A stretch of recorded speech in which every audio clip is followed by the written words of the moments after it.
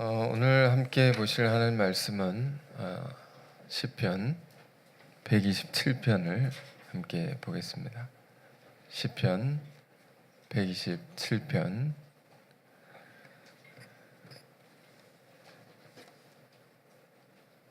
자 5절까지 말씀인데요. 5절을 다섯 구절을 함께 저와 여러분이 함께 읽어보겠습니다. 찾으셨죠? 읽겠습니다. 여호와께서 집을 세우지 아니하시면 세우는 자의 수고가 헛되며 여호와께서 성을 지키지 아니하시면 파수꾼의 깨어있음이 헛되도다.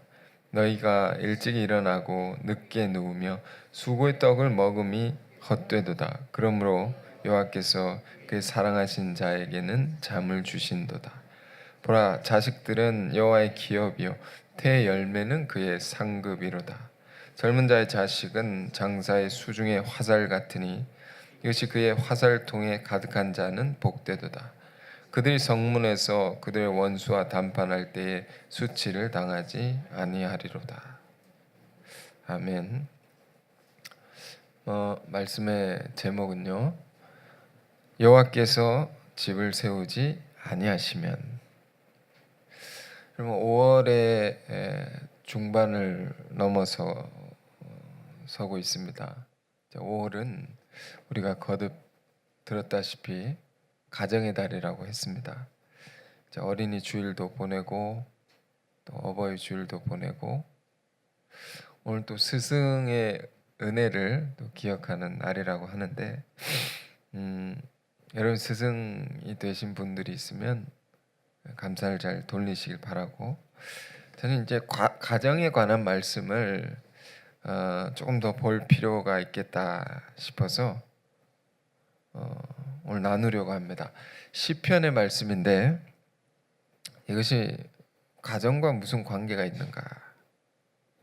제 성경에는 이렇게 되어 있습니다. 시편 127편에 성전에 올라갈 때 부르는 노래 이렇게 되어 있습니다. 솔로몬의 시. 예배 드릴 때 부르는 찬양이 우리가 있듯이 이 본문의 시편의 이 말씀은 그런 찬양들 중에 하나였던 것 같습니다. 근데 이 말씀을 우리가 가정에 주는 교훈으로 삼아서 읽어보면 참 소중한 교훈들이 많이 담겨 있습니다. 제목도 이렇게 되어 있죠. 여호와께서 집을 세우지 아니하시면, 가정을 하나님께서 세우지 아니하시면 안 된다, 이런 말씀입니다.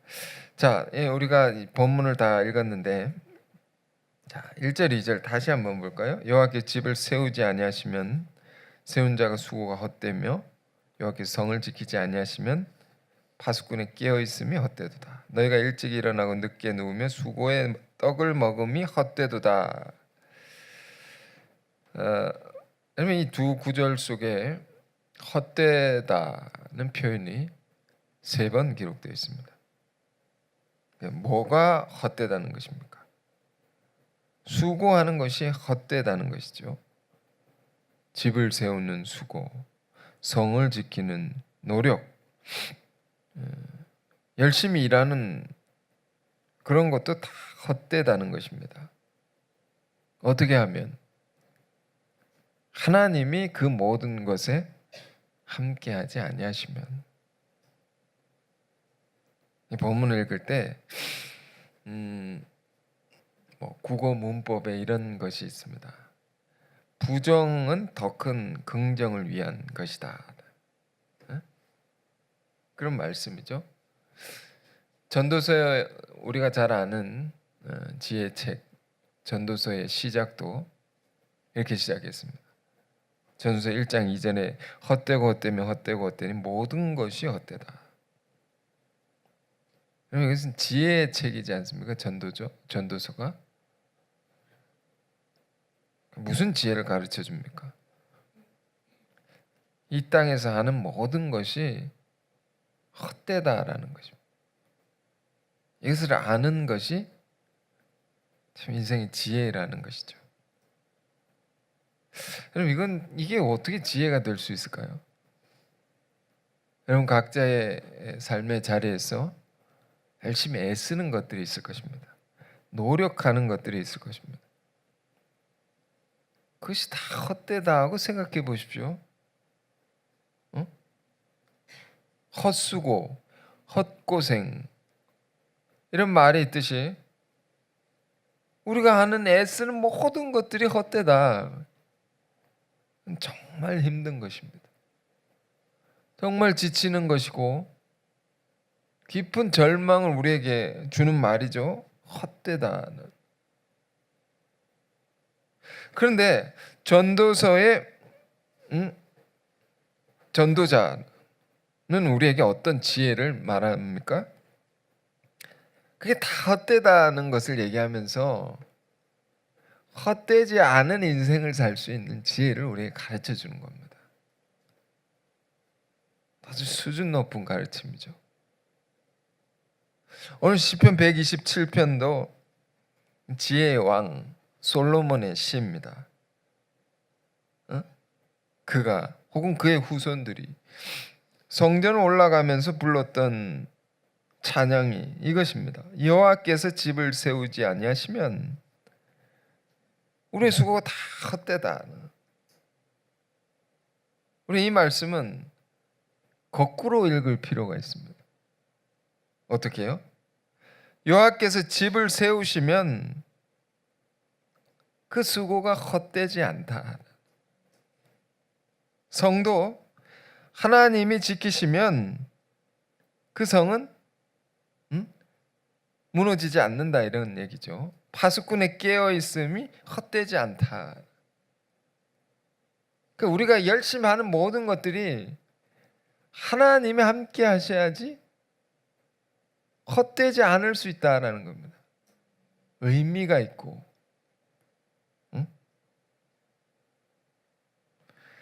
이 말씀 속에는 우리 인생이 무엇을 하든지 하나님과 하나님의 뜻과 관계가 있어야 되는 것이고 그것과 상관성이 있어야 됩니다. 또 우리가 하는 모든 것들이 하나님을 의지하고 하나님으로 말미암아 살아가야 한다는 것입니다.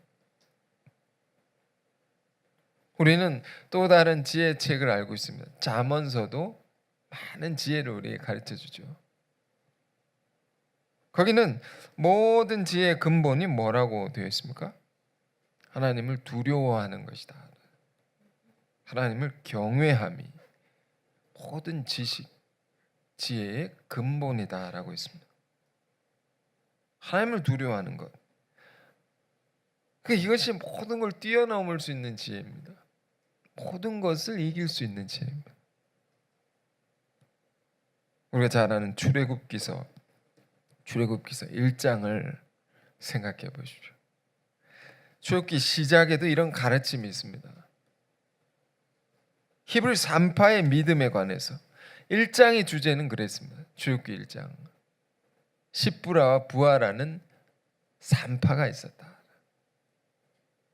요즘에는 아이를 3파의 도움으로 낳는 분 별로 없으실 텐데 병원에서 다 간호사의 도움으로 낳죠. 옛날에는 병원이 어디 있었습니까? 3파들이 있었다. 아이를 낳는 걸 돕는 사람들, 아무 힘없는 사람들이죠. 그런데 출애굽기 1장에는 굉장히 중요하고 다이나믹한 주제가 담겨 있습니다.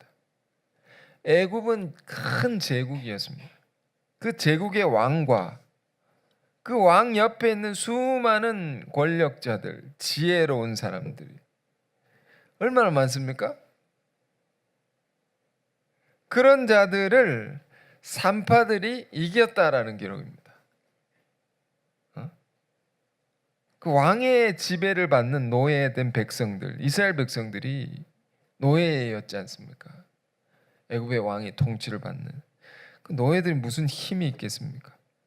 아무런 가진 것도 없고 능력도 없는 비참한 사람들인데, 근데 1장은 뭐라고 기록해 놨습니까? 이렇게 기록. 제일 중요한 말씀이 산파들이 하나님을 경외하였으므로. 그 노예된 백성들이 번성하게 됐고 강해지게 됐고 하나님이 그 집을 민족을 집이라고 표현했습니다. 그 집을 흥왕하게 하신지라. 그러니까 애굽 왕이 가진 모든 그 엄청난 권력의 힘과 지혜의 모든 것들을 다 넘어섰단 말이에요. 무엇이? 하나님을 경외하는 것이. 우리 가정의 달에 주시는 오늘 이 시편의 말씀 중에서 이것을 우리가 읽으면서 우리 모두가 붙들길 원하는 것은요, 하나님을 경외하는 마음입니다. 하나님을 두려워하는 마음. 가정, 여호와께서 가정을 집을 세우지 아니하시면 다 하나님께 달려 있는 것이죠. 우리 가정의 삶의 모든 것이 다 하나님께 달려 있다 하면, 그러니까 우리 모든 가정들은 신앙의 가정이 되지 않으면 안 된다는 거죠. 안 된다는 거예요. 하나님을 두려워하는 거죠. 하나님을 언제 어디서나 의뢰하는, 신뢰하는 과정. 그렇지 않으면 무너지는 것입니다. 하나님이 우리 가정을 함께 붙들고 계시지 않으면 깨어지는 것입니다.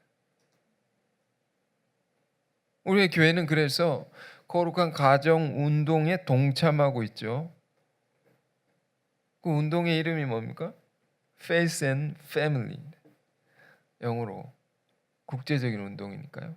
Faith and Family. 신앙과 가정입니다. 순서가 중요하죠. 신앙이 있고 그 다음에 가정이 있는 것이다.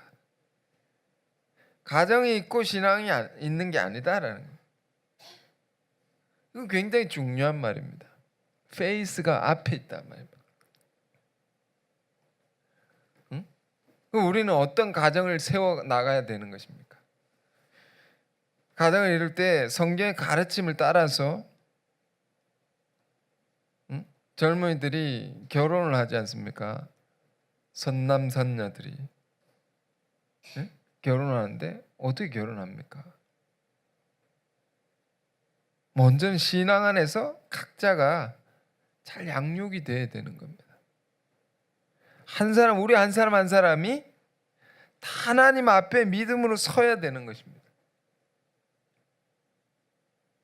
무엇을 하든지 우리 인생이 하나님의 나라를 생각하고 그 뜻을 생각하고 그것을 위해 살아간다는 이 성서적 가치관 위에 올바르게 서야 되는 겁니다. 우리 한 사람 한 사람이 그렇게 세워진 한 사람 한 사람 믿음의 사람들이 만나서 가정을 이루어야 되는 거죠. 왜? 그래야 무너지지 않는다. 그래야 가정이 갈라지지 않고 깨어지지 않는다는 거죠. 고린도전서 7장에 보면요, 사도 바울이 가정에 관해서 아주 깊이 있게 많은 것을 가르쳐 주었습니다. 가정 안에서 일어나는 모든 문제들에 관해서 사도가 깊은 교훈을 주는데, 여러분 시간을 내셔서 고린도전서 7장을 한번 읽어보십시오. 굉장히 중요한 말씀들이 있는데 그 내용이 뭔가 하면 바울이 결혼에 대해서 가르칩니다. 가정에 대해서 가르칩니다. 성경에 가정에 관한 가르침 별로 없는데 사도가 가르쳤습니다. 뭐라고 가르치냐면 고린도 교회에 여러분들 결혼은 안 하는 게 제일 좋습니다. 이렇게 가르칩니다. 왜? 그 이유가 뭡니까? 하나님만 바라보며 살 수 있기 때문에. 결혼 안 하면 다른 데 신경 쓸 필요가 없다는 거예요. 하나님만 바라보며 살 수 있기 때문에. 이 놀라운 말이죠. 그런데 다만 이런 사람들은 결혼해라. 참지 못한 사람, 절제하지 못한 사람만 결혼해라. 이렇게 얘기를 합니다. 심각한 얘기죠. 그리고 부부도 어떻게 살라고 합니까? 결혼한 사람은 어떻게 살아야 되느냐 이렇게 얘기합니다. 결혼했으니까 남편과 아내가 있을 거 아닙니까? 아내는 남편 없는 사람처럼 살고 남편은 아내가 없는 사람처럼 살아라 이렇게 말합니다. 이게 무슨 말일까요? 베드로는 여러분 베드로가 아내가 있었다는 것을 아십니까? 아무도 몰랐습니다. 바울이 얘기하지 않았더라면 바울이 고린도전서 9장에 권리를 얘기합니다. 권리. 이런 말을 합니다. 우리가 베드로처럼 아내를 데리고 다닐 권리가 없겠느냐? 이렇게 말합니다. 사역을 하는데 아내를 데리고 다녔습니다. 그 한마디 때문에 베드로가 아내가 있었구나라는 걸 알게 된 겁니다. 아내 있는 자는 아내 없는 자 같이 살고 남편 있는 자는 남편 없는 자 같이 살고 무엇을 가리키는 것입니까? 그 삶이 그 정도로 압도적으로 하나님을 향해 있는 겁니다. 그 삶이 하나님의 나라 뜻을 우선하여 사는 것입니다. 가정을 이루는 이유가 뭡니까? 하나님의 뜻을 더 이루기 위해서. 그렇게 살면 제일 행복하다는 거예요. 가정이요. 우리가 이제 신앙으로 이렇게 청년의 시절에 잘 양육을 받고 가정을 이루지 않습니까? 그럼 참 육적으로 흐르기 쉽죠. 하나님을 잃어버리기 쉽죠. 세상의 가치관에 섞여버리기 쉽죠. 신앙의 간절함이 사라지기 쉽고 뜨거움도 사라지기 쉽고 그래서 세상에서 결혼은 뭐라고 말합니까? 그건 인생의 무덤이다 이렇게 표현합니다. 그렇지 않은 사람도 있겠지만 이런 말이 왜 나온 것입니까? 처음에는 둘이 서로 사랑해서 만났다 하면 달콤하게 시작해서 근데 이게 오래 가지 않습니다. 점점점 식어집니다. 그러다가 마지막에는 끔찍한 것이 된다. 결혼 생활이. 그래서 요즘에는 결혼을 하지 않는 사람도 늘어납니다. 왜 이런 현상이 나타나는 것입니까? 하나님이 없는 결혼은 그럴 수밖에 없습니다. 하나님의 사랑이 없는 가정은 그럴 수밖에 없는 것입니다. 하나님은 우리를 하나님의 사랑으로 살 때 가장 기쁘고 행복할 수 있도록 우리를 지으셨다. 근데 이것을 빼버리고 살아가니까 인간적인 사랑은 갈수록 식어질 수밖에 없습니다. 갈수록 시시해진다는 것. 그래서 나중에는 어떻게 됩니까? 어쩔 수 없이 살게 되는 겁니다. 이것이 신앙이 없는 가정이란 거 이런 거. 이걸 깊이 깨달아야지 잘 살 수 있는 겁니다. 우리가. 그러나 우리가 하나님의 은혜를 받지 않습니까? 말씀을 통해서, 기도를 통해서, 성도 간의 교통과 교제를 통해서 하나님의 은혜를 받지 않습니까? 우리의 사랑이 깊어집니다. 그 사랑으로 사랑할 수 있는 겁니다. 우리가 하나님의 뜻을 이루어 가지 않습니까? 함께 이루어 간다면 함께 동참하고 그런 사람들끼리 만나면 그 관계가 깊어집니다. 기쁨이 있습니다. 관계 속에서. 그래서 소위 결혼 생활에 삼각형 이론이 있습니다. 삼각형. 결혼은 서로를 바라보는 것이 아니라 같은 곳을 함께 바라보는 것이다. 서로를 바라볼 때 삼각형의 밑변이 제일 멀리 있는 겁니다. 서로를 바라보면 가까워져야 되는데 안 가까워지는 겁니다. 같은 이 밑변을 이렇게 올리면 같은 곳을 바라보면 이렇게 하나가 되는 겁니다. 응? 서로를 바라보는 사랑은 다시 말씀드리지만 인간적인 사랑은 오래 가지 않는다. 응? 같은 신앙 안에서 하나님의 뜻을 함께 이루어갈 때 가장 가까워질 수 있고 가장 행복할 수 있다.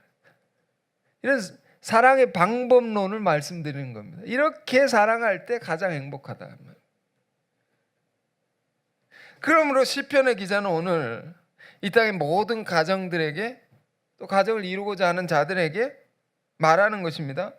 하나님께서 그 가정을 세우지 아니하면 안 된다 말이에요. 하나님이 그 집을 지키시면 안 된다 말이에요.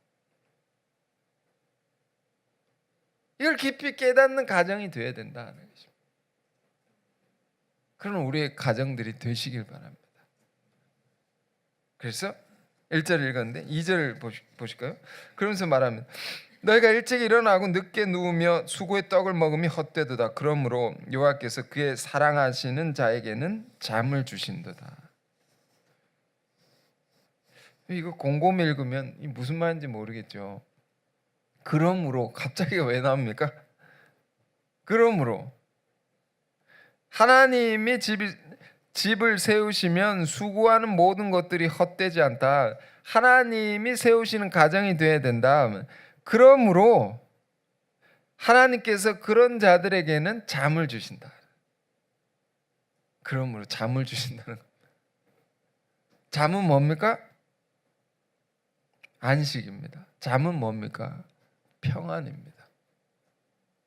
우리 영혼의 진정한 안식과 평안은 하나님을 경외하는 신앙 안에서만 얻을 수 있는 겁니다.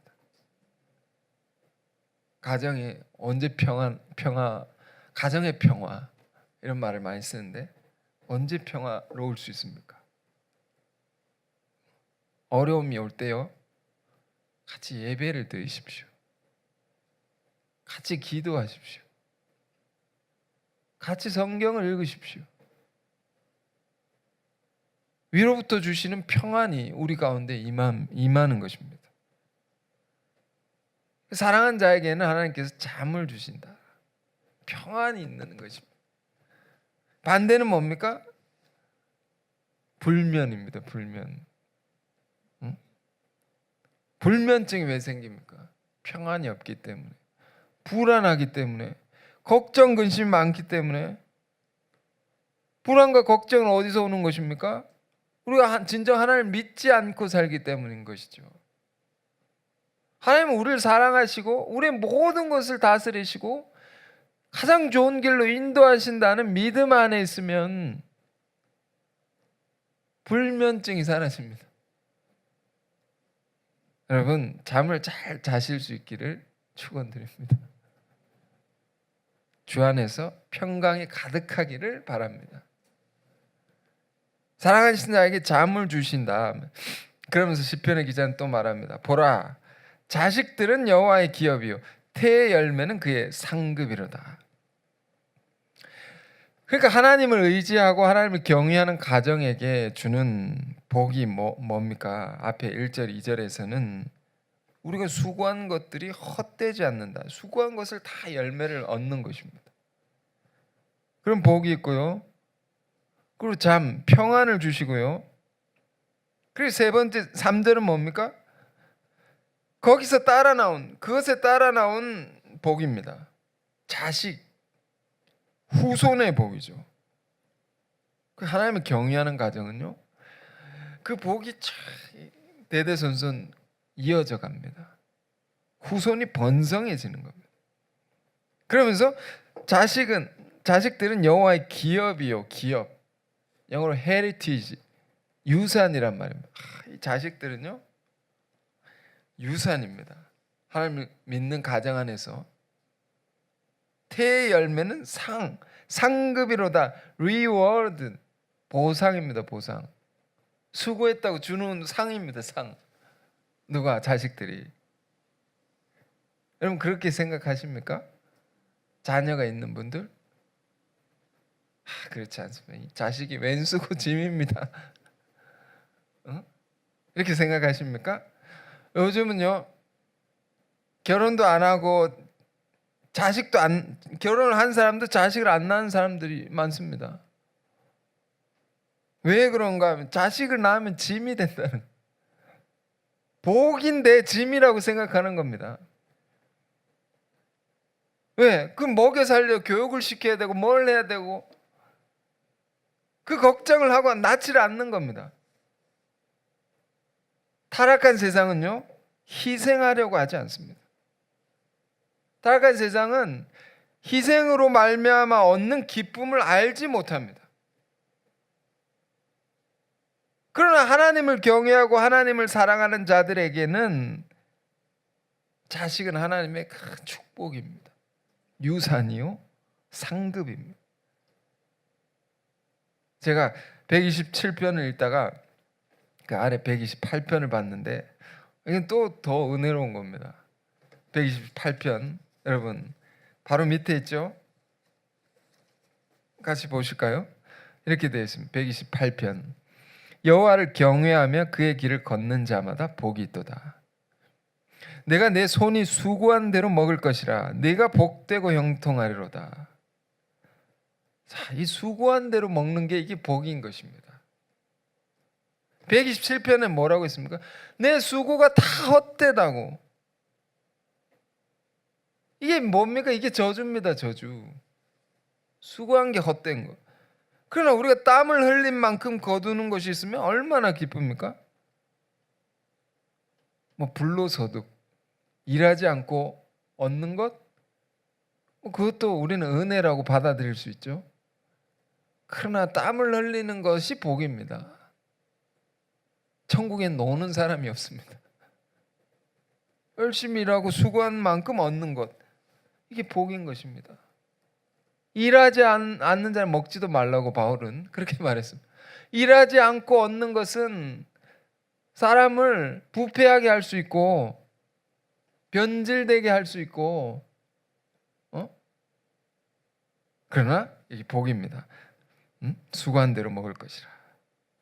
이게 하나님을 경외한 자에게 주시는 복이라는 것입니다. 그러면서 뭐라고 합니까? 3절에 내 집 안방에 있는 내 아내는 결실한 포도나무 같으며, 아내, 뭐 남편이라고 할 수도 있습니다. 배우자가 왼수가 아닌 겁니다. 하나님을 경외하는 가정 안에는 결실한 포도나무 같다고.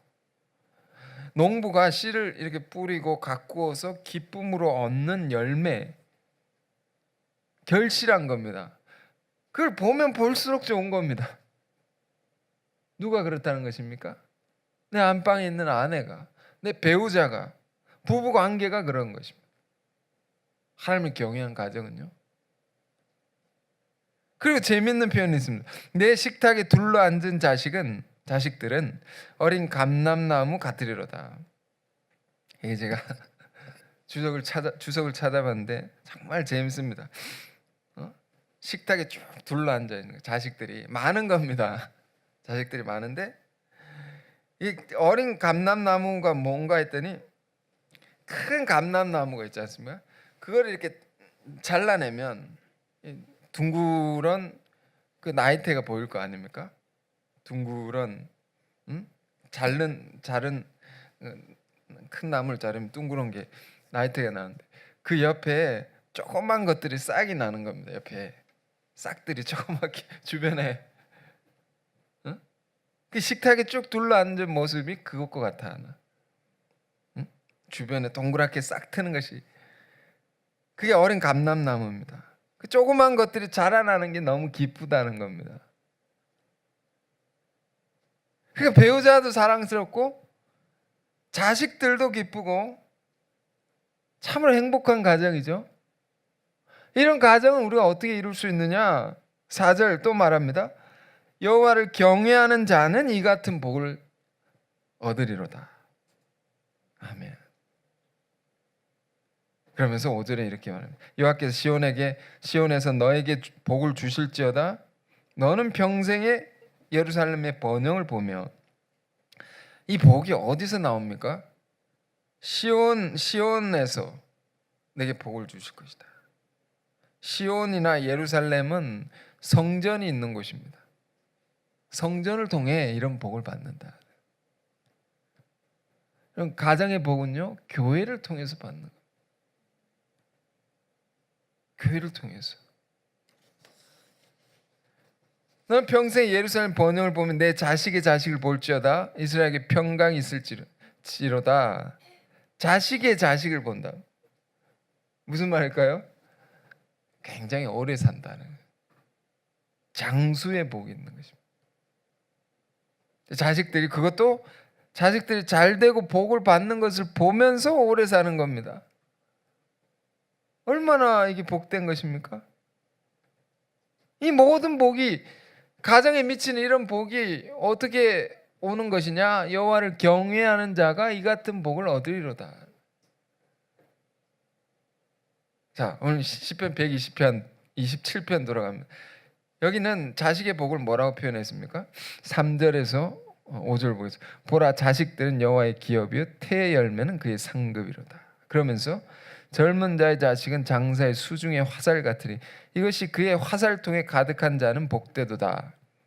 그들이 성문에서 그들의 원수와 담판할 때에 수치를 당하지 아니하리로다. 전쟁에 관한 것입니다. 늘 전쟁이 있었으니까요. 솔로몬의 시대, 다윗의 시대, 솔로몬의 시대 늘 전쟁이 있었단 말이에요.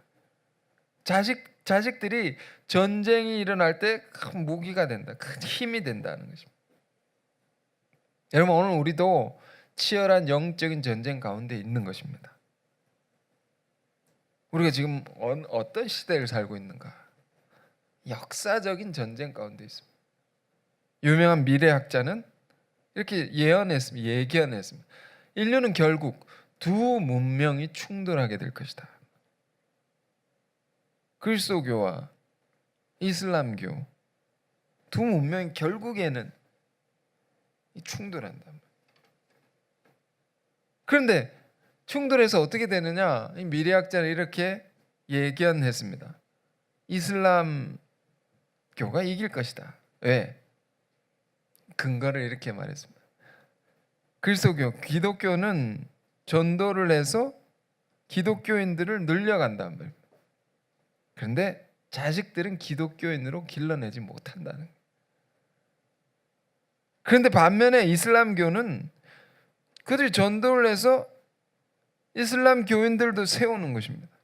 근데 자식들도 무슬림으로 이슬람 교인으로 세우는 겁니다.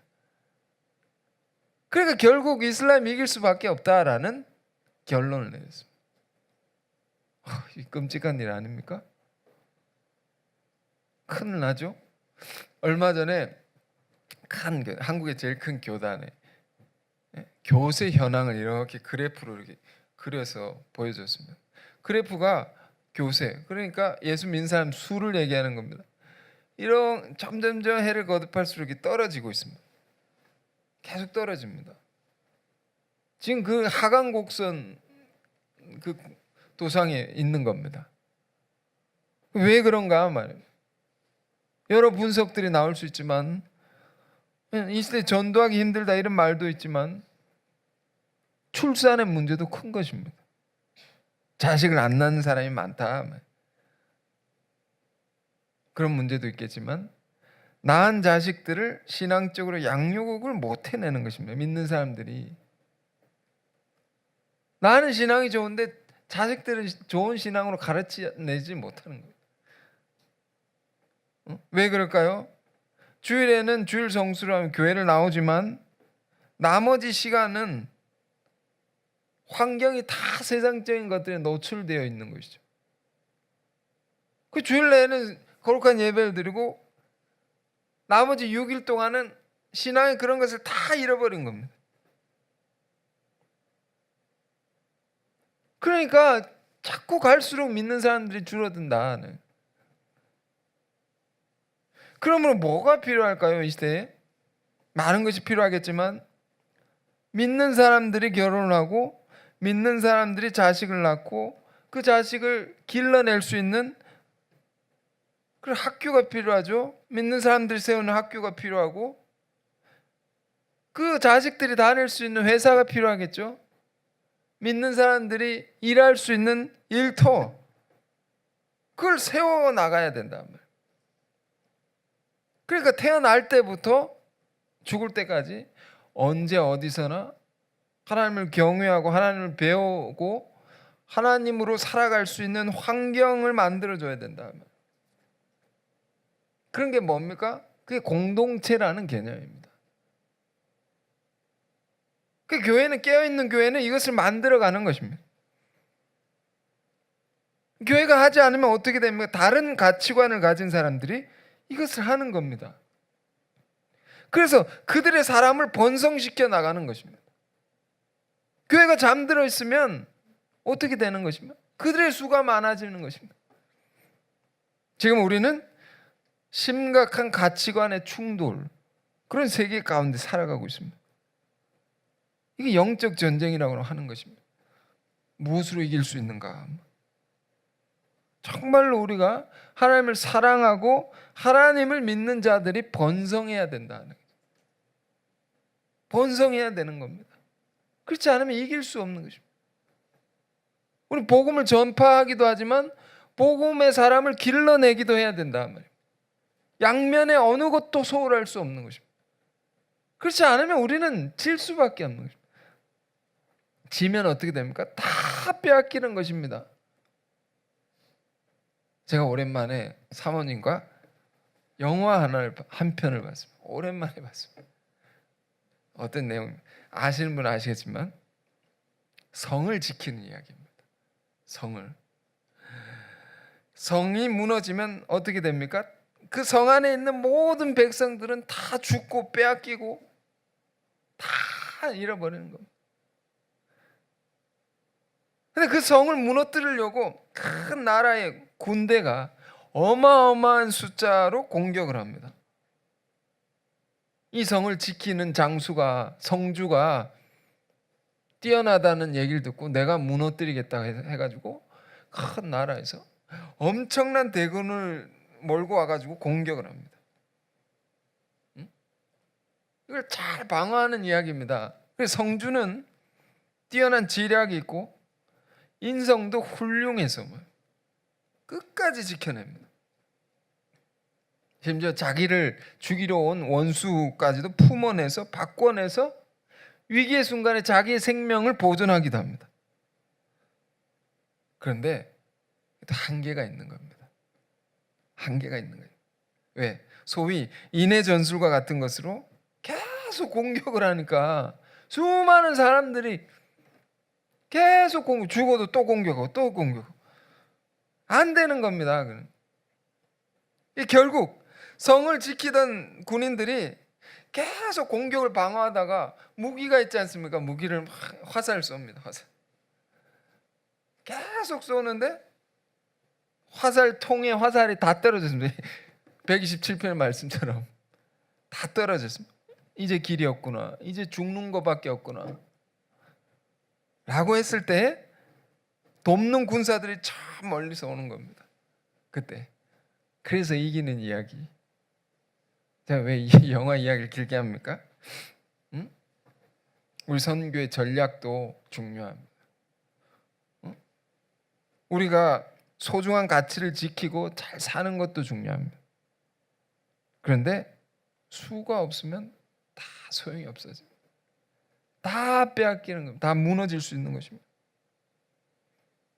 가령 우리가 한 도시에 정치인을 이제 투표를 해서 뽑는다고 해보십시오.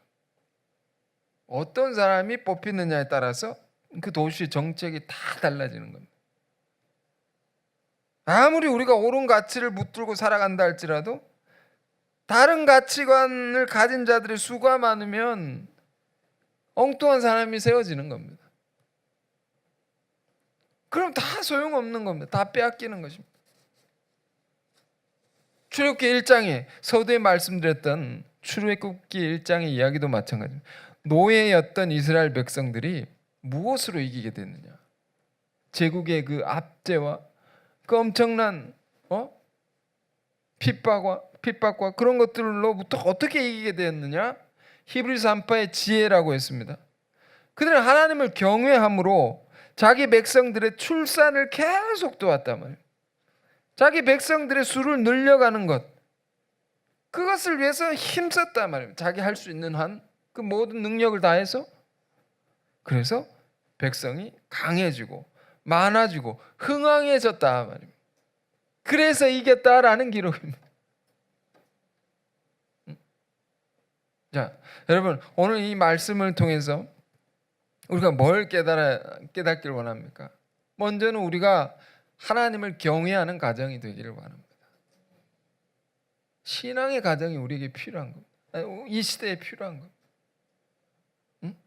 그러나 왜 우리가 신앙의 가정이 되어야 되고, 우리의 신앙으로 왜 자녀를 잘 양육해야 되고, 왜 전도를 해야 되는 것입니까? 우린 치열한 영적인 전쟁 가운데, 역사적인 전쟁 가운데 우린 다 부름을 받아서 이 자리에 있는 것입니다.